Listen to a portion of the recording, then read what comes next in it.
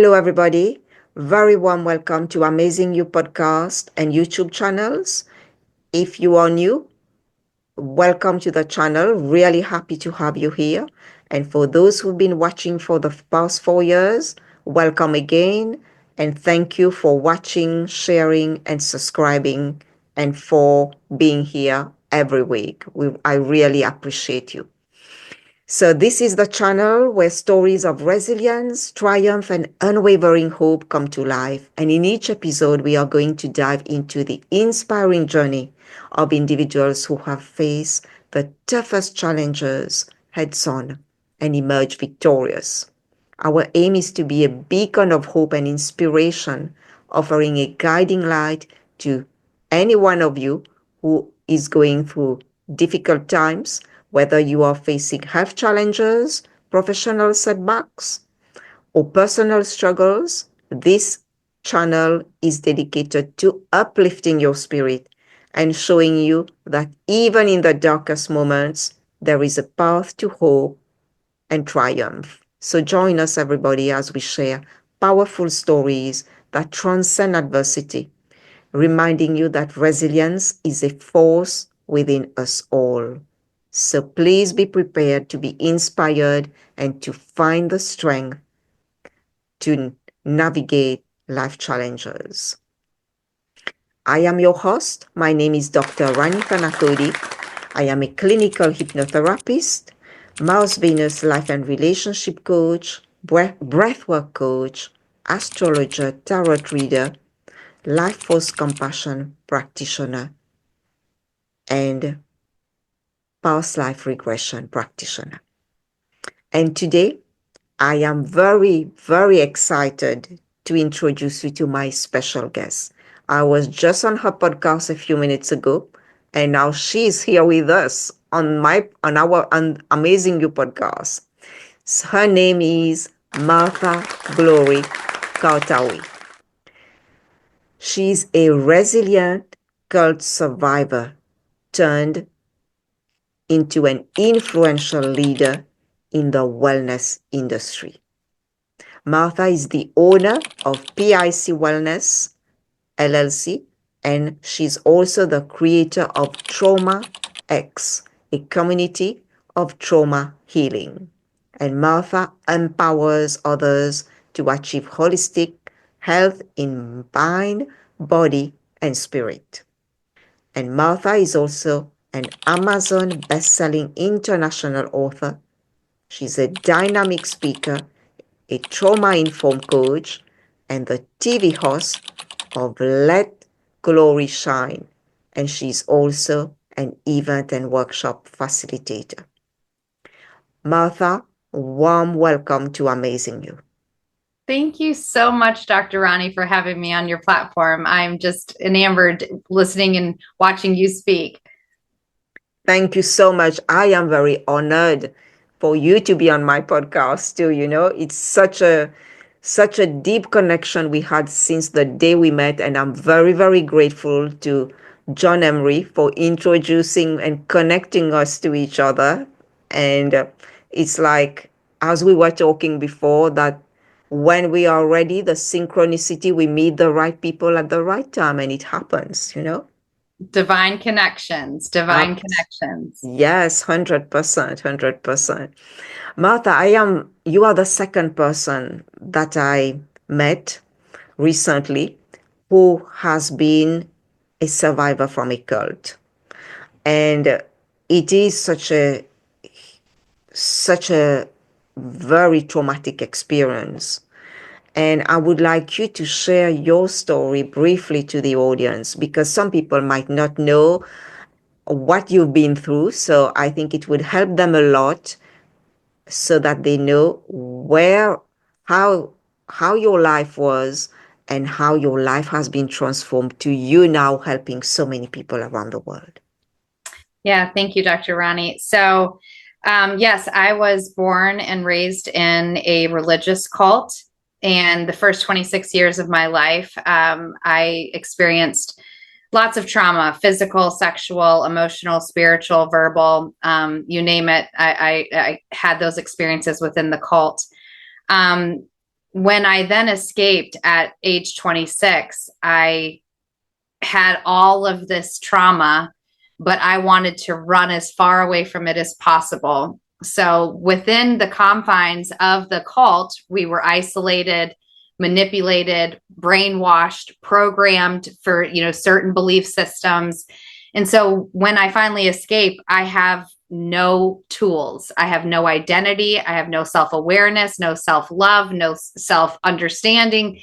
And so I entered this big world that I was ill prepared for because I didn't know how to navigate without any tools. And so I say that I was an adult in body. I was 26 years old when I got out or escaped, but I had childlike tools. I had the tools of somebody that had started having trauma at 7 years old. So I had 7-year-old tools.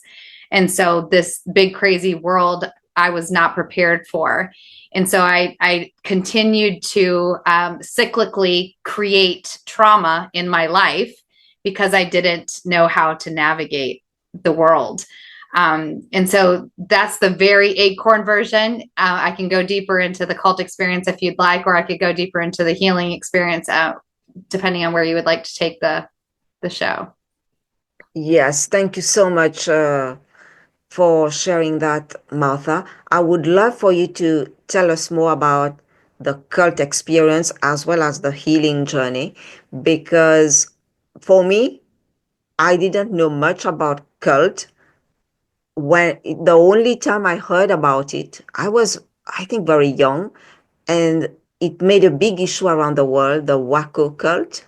I think it was a long time ago, and that made me realize, oh my God, people were living in a community where they were shut down from everything. So I would like you to share your experience.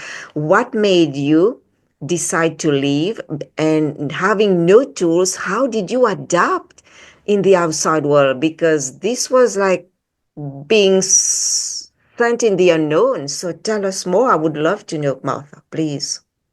Yeah. Oftentimes that is the people's reference point of cults, right? Or the ones that have hit the news. So like Waco, Texas is the one you're talking about, which was in the late 90s. Yeah. And then there's like Jim Jones, and there's some of the bigger ones that have hit the news. But the reality is that there's over 3,000 cults just in the United States alone. And then there's over 5,000. And these are ones that have actually, that people know about. There's a lot more, and 5,000 in the world, but there's a lot more that are just underground. So cults are far more pervasive than we understand. The cult that I was part of was only 300 people or so at its height, but that's 300 people that have had generations of children who have all been affected because of those experiences. And so the generational curse, right? We've talked about that separately from this conversation, but that generational curse of having now 5 generations in my cult, and I'm, out, but there's still people there. There's still over probably 150 people there. My sister being one of them. I have one sister that's still in the cult. So the cult experience, there's a lot of identifiers of what creates a cult or why it would be called a cult: manipulation, isolation, mind control, fear-based doctrine, right? Sexual, abuse, physical abuse, all of those things. I didn't know that I was in a cult when I was growing up in a cult, right? You don't realize that until you remove yourself from it. And then your mind expands and you're introduced to new concepts and understandings. And then you're like, oh, that's a cult. Are you sure? But there's certain factors that are cultish, right? And so when I finally started examining in those and started examining my own group, and I was like, sexual abuse, check; isolation, check; mind control, check; all of these things. So my own personal experience is about 7 years old. I was chosen by the cult leader. And what that means is he took a special interest in me and began grooming me as a young child. And so that seems like a good thing in the eyes of, the hierarchy of our community, but it's actually a really scary place to be because you are, judged more harshly than others. You're being groomed for a particular position. So I had a lot more physical trauma, sexual trauma, verbal trauma than, say, my other siblings because of that status. So my trauma started very early within the cult at about age 7. I was then chosen at age 18 and I was moved into the compound. So there's also a difference between cults. Some cults, everyone lives on the compound or in the same area, and they have like a meeting space or living all in the same space. We did not.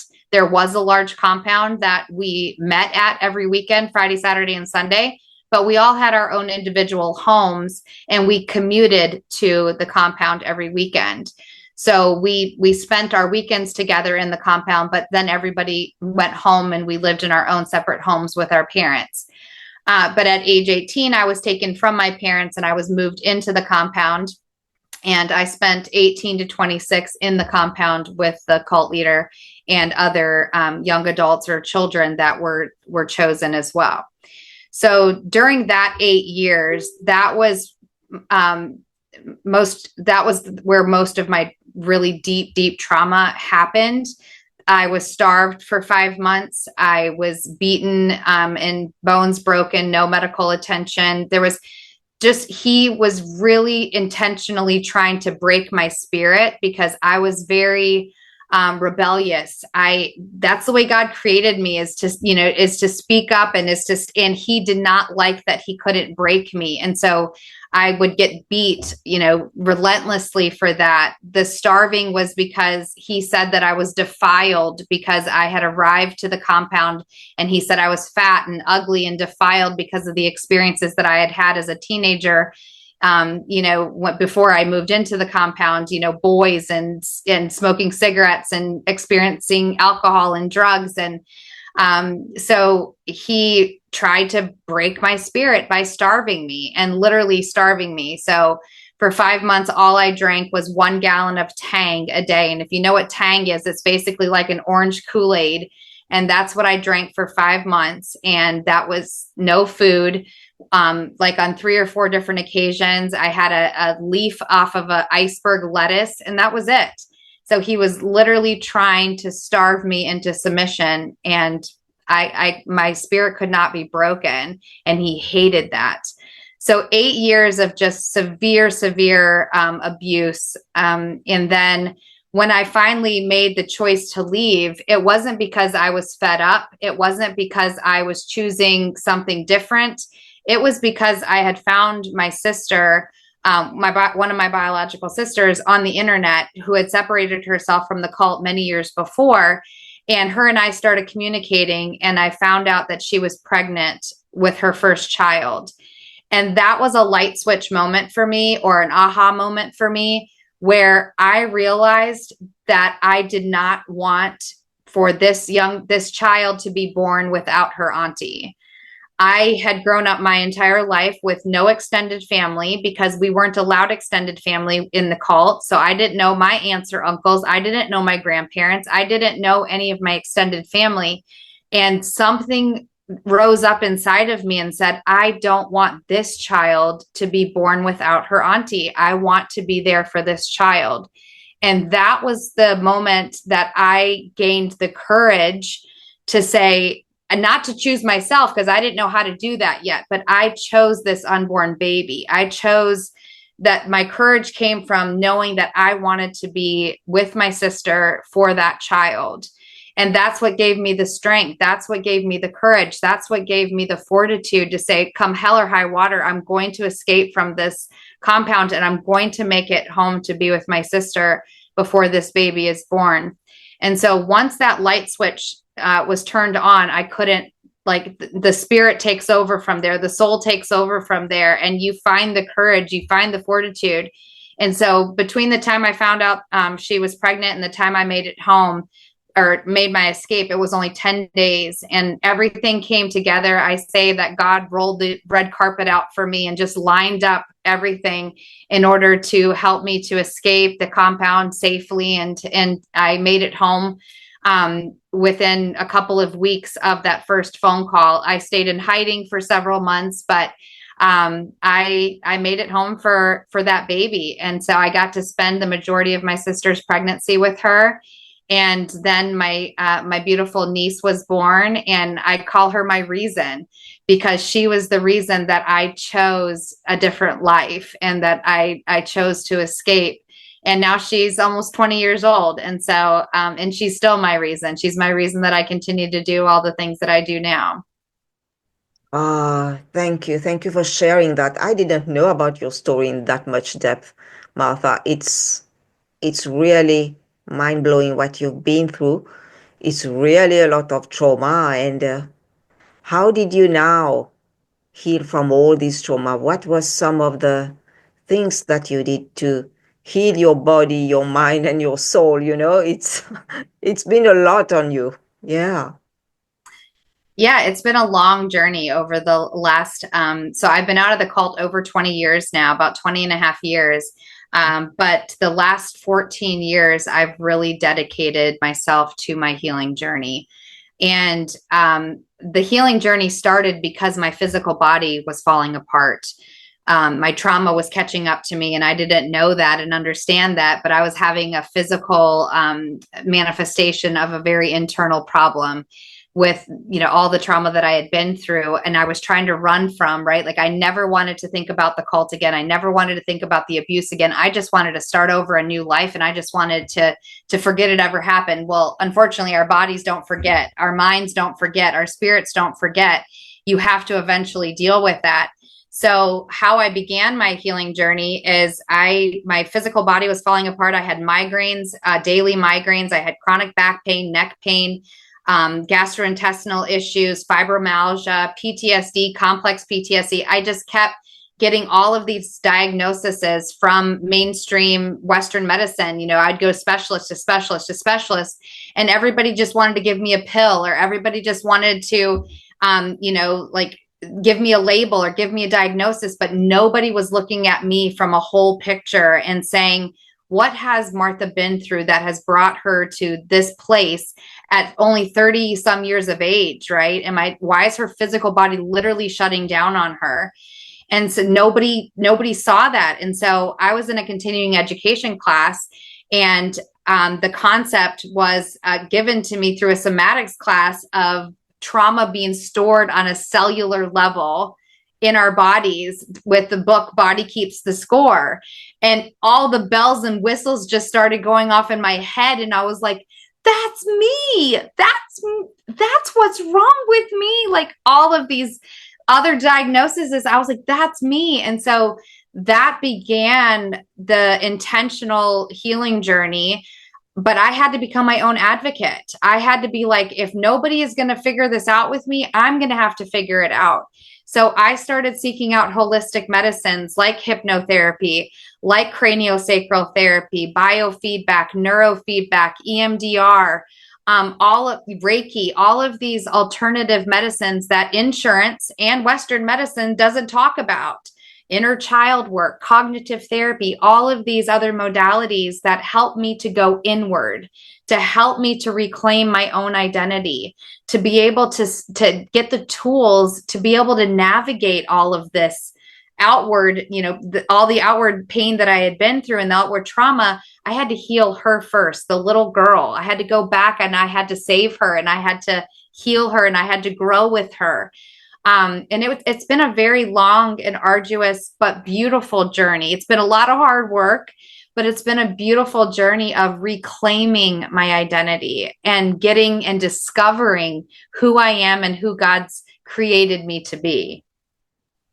Wow. Thank you. Thank you so much, Martha. It's like your story, it's not the same, but it reminds me of my story.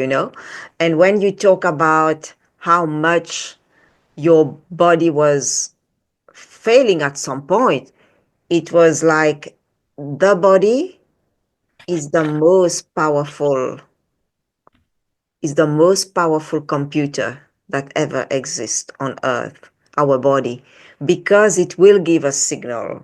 It will tell us when something is wrong.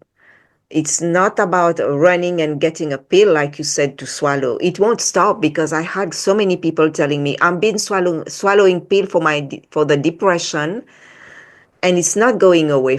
That's what they are telling me. But because the pill is just suppressing the symptom, what you people need to look at is go deeply to the root cause. That's what you did, hypnotherapy and all these methods. We go to the root cause and see where the issue is, because and then understand and heal from that place. And so it's so true that the body keep the score, yes. And there's another great book. This one is by Van der Kolk, Dr. Bessel van der Kolk, an amazing book. And I did his training. Oh my God. That's when, for me as well, I understood even better how the body always store emotions. And when you said the body store emotions, in our DNA, we store emotions of more than 7 generations in our DNA. So imagine how much trauma we are carrying, not only ours, but from those generations. So it's a lot that we need to clear. Sometimes that's why we see ourselves having emotional reactions and we don't know where it's coming from. It's not always ours. It's somebody in our generation that we are healing some part of us. And it's beautiful when you talk. Sorry, I was saying about another book by Dr. Gabor Mate. He's very well known about trauma, great medical practitioner, but he talks about how to heal the body in going into compassion. And his book is called When the Body Says No. Oh, yes. Yeah. So I think it's incredible when we start to tune in to our body and understand its wisdom that it holds.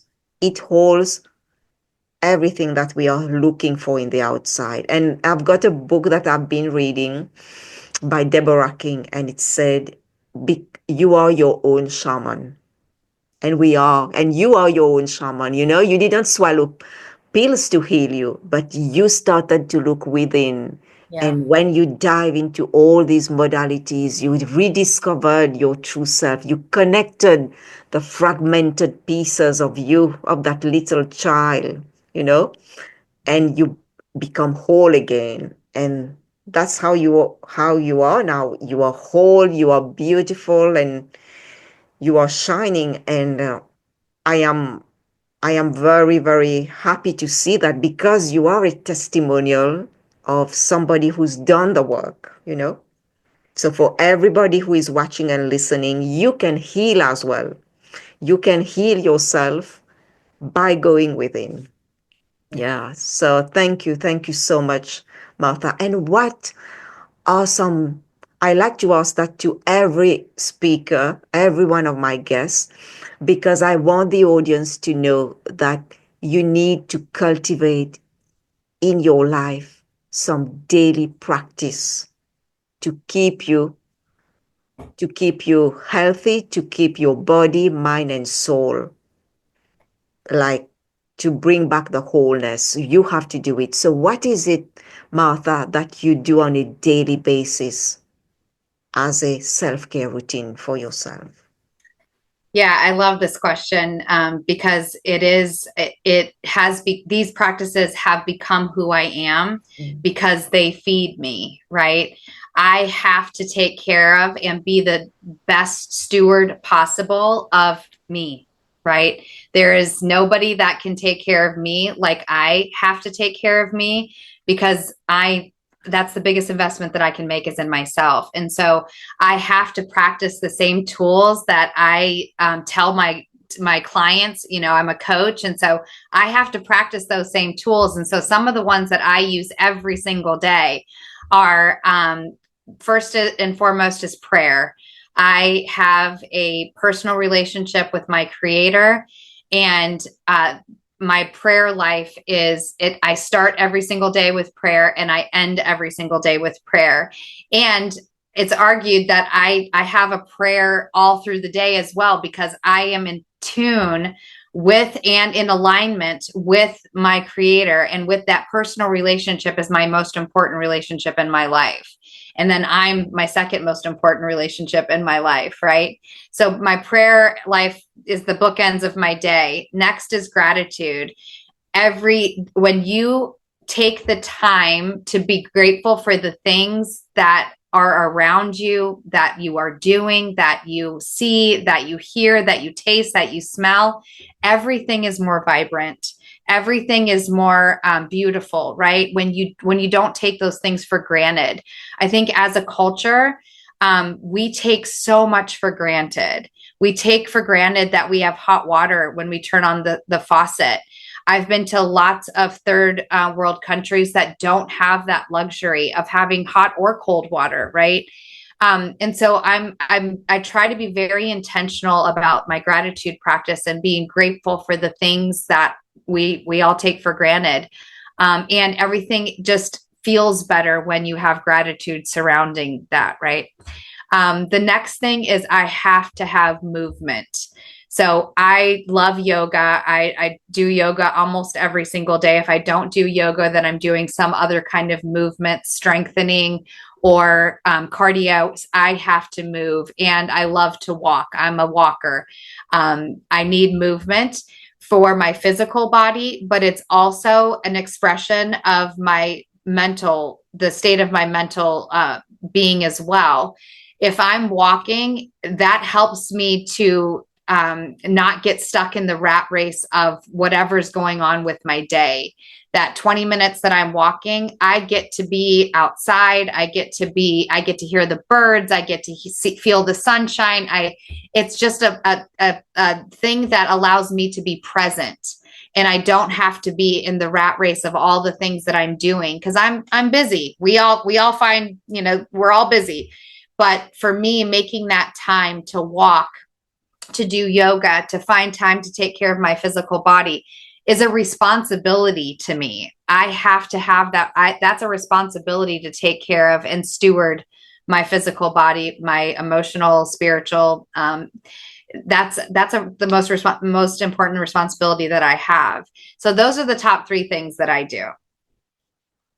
Thank you for sharing that. I love that you talk about you take care of your physical well-being as well, and you do yoga and you go for a walk. I do that as well, and I forgot to mention on your podcast because I do so many things. Doing yoga is so, so important to move the body because, walking is good. I love walking for an hour. It clears the mind. It helps you to connect with yourself, connect with Mother Earth, to ground ourselves, which is super, super important, where we are so much in our head in this life, but grounding ourselves back to our heart, back to Mother Earth, that is very, very healing. Wonderful that you do that, and highly recommend people. That's how I started as well. First by walking and then exercising. Yes, moving our body is so important because when we realize how much because every part of the body needs exercise to be stretched because otherwise it becomes stiff. So we need to exercise every part of our body. Thank you. Thank you for these powerful practices. And I do hope that anybody who is listening and watching, I would like to know, what is your self-care practice that you have each day? So you can put in the post, in the comments later, and I would love to read that. And my other question to you, Martha, is you turn your pain into purpose. It's lovely to see that. And what advice, Martha, would you give to someone who is listening or watching and who feels stuck in their trauma? Yeah, that's a great question. The first thing I would tell them is your trauma doesn't have to define you. You can make a conscious, intentional choice to choose that that's not what's going to define you. that's a powerful choice as well, right? So often we get stuck because we think that we're the only one that has been through X, Y, and Z. Nobody's going to understand us. We tell ourselves all of these lies that keep us stuck. So the first thing that we have the opportunity to do is to stop ourselves from beating ourselves up about our past traumas, right? And saying enough is enough. I no longer am going to be defined by the things that happened to me. Rather, I want to be defined by the growing, learning, elevating that I'm going to do because of that trauma, right? When we stop being a victim of our past and we become a victor of our present and our future, everything shifts. But you have to make the decision to stop being a victim. Because if you so often people like that victim status, right? It doesn't serve you. It doesn't serve you. So the faster that you can get out of that victimhood and you can get into the victor, the faster you're going to find your healing journey. But you have to let that identity go. You have to realize that it doesn't serve you to stay a victim. Or a survivor, right? It doesn't serve you to stay a survivor. It's great that you survived, praise God, but it doesn't serve you to stay in that status. You are more than just a survivor. So don't allow the traumas of your past to define you. I love that. Thank you for sharing that. Yes. It's not about being a victim of the past, but being a victor of our life, you know? Yes. Yes. Thank you. Love that you mentioned that. Yeah. I want to talk to you about your TV show, Let Glory Shine. So, can you share with us, Martha, what inspired you to create that platform for sharing these kind of stories? Yeah. So many years ago, God told me that I was going to write a book and that I would share stages in order to help inspire and motivate others to. And I fought against it for many years. And then about 18 months ago, I wrote my book and put out my book last year. And then God again starts rolling out the red carpet, because when you're ready for your purpose, it will show up. And so when I was finally ready, God was like, all right, here we go. We got lots to do. So let's go. And so the opportunity came in the beginning of this year to join a network called Prospera TV. And it's a faith-based network. And it just aligned with who I am and who God's called me to be.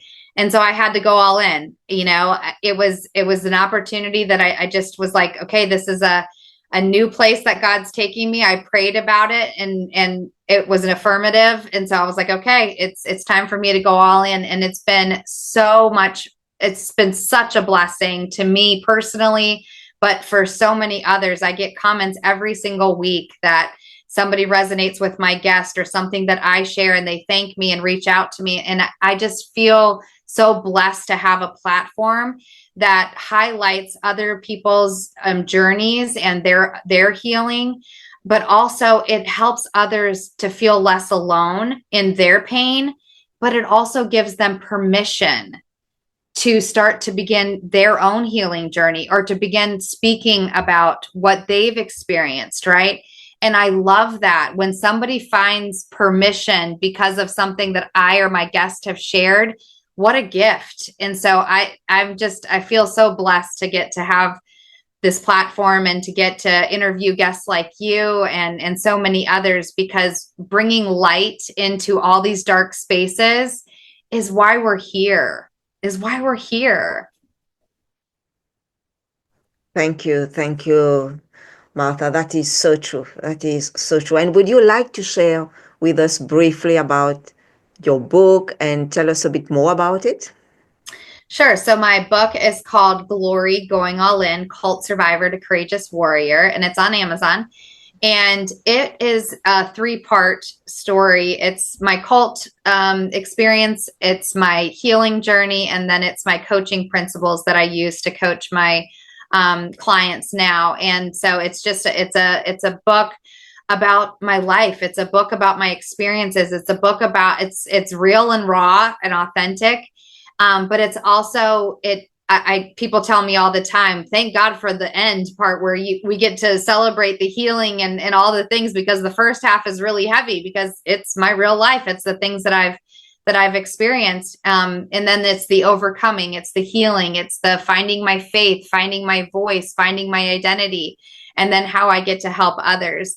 And it was such a divinely ordained time and season that I got to spend writing it. I wrote the whole book in 23 days.